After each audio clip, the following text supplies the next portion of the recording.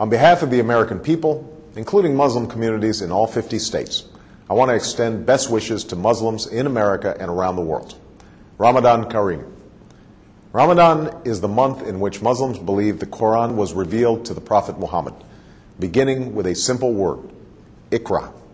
It is therefore a time when Muslims reflect upon the wisdom and guidance that comes with faith, and the responsibility that human beings have to one another and to God. Like many people of different faiths who've seen Ramadan through our communities and families, I know this to be a festive time, a time when families gather and meals are shared.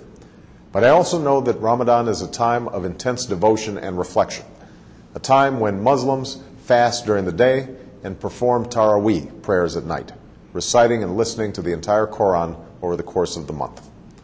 These rituals remind us of the principles that we hold in common, and Islam's role in advancing justice, progress, tolerance, and the dignity of all human beings. For instance, fasting is a concept shared by many faiths, including my own Christian faith, as a way to bring people closer to God, and to those among us who cannot take their next meal for granted. And the support that Muslims provide to others recalls our responsibility to advance opportunity and prosperity for people everywhere. For all of us must remember that the world we want to build and the changes that we want to make must begin in our own hearts and our own communities. This summer, people across America have served in their communities, educating children, caring for the sick, and extending a hand to those who have fallen on hard times. Faith-based organizations, including many Islamic organizations, have been at the forefront in participating in this summer of service. And in these challenging times, this is a spirit of responsibility that we must sustain in the months and years to come.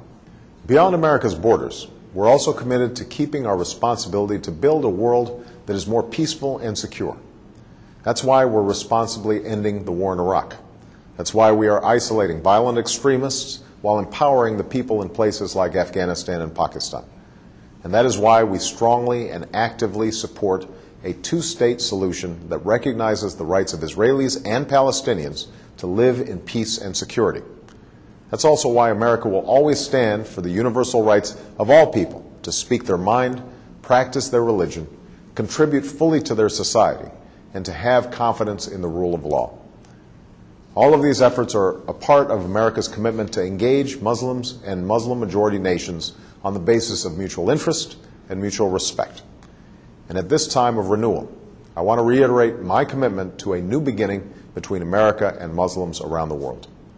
As I said in Cairo, this new beginning must be borne out in a sustained effort to listen to each other, to learn from each other, to respect one another, and to seek common ground. I believe an important part of this is listening. And in the last 2 months, American embassies around the world have reached out not just to governments, but directly to people in Muslim-majority countries.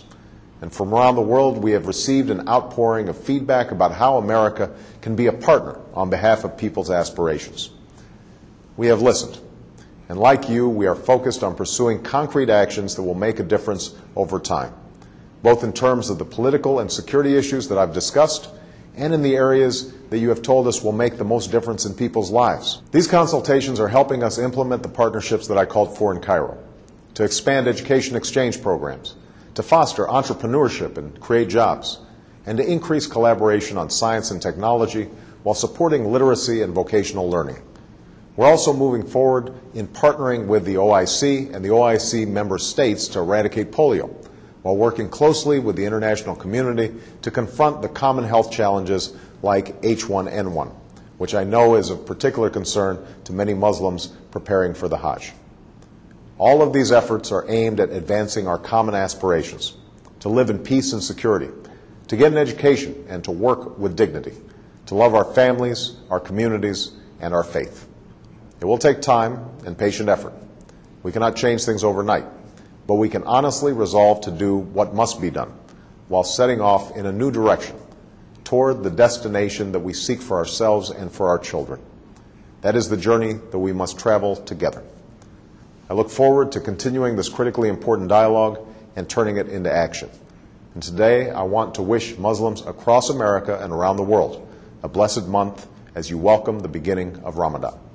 May God's peace be upon you.